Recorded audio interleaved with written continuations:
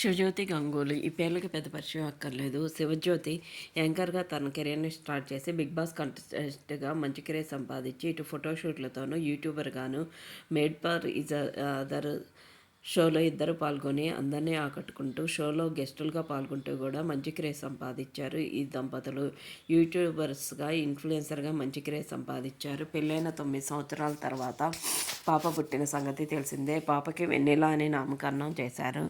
పాపకి సంబంధించిన ఫొటోస్, వీడియోస్‌ని ఎప్పటికప్పుడు సోషల్ మీడియా ద్వారా ఆ మూమెంట్స్‌ని షేర్ చేసుకుంటూ ఉన్నారు. ఆ ఫొటోస్ చూసిన ఫ్యాన్స్ ఫిదా అవుతూ సో బ్యూటిఫుల్, సో క్యూట్ అంటూ కామెంట్స్ పెడుతున్నారు. కొంతమంది అయితే ఇది మరీ ఓవర్‌గా ఉంది అంటూ నెగిటివ్ కామెంట్స్ కూడా పెడుతున్నారు. దానికి శివజ్యోతి అలాగే గంగూలీ రిప్లై ఇస్తూ పాపకు సంబంధించిన ప్రతి మూమెంట్‌ని మేము ఎంజాయ్ చేయాలనుకుంటున్నాము.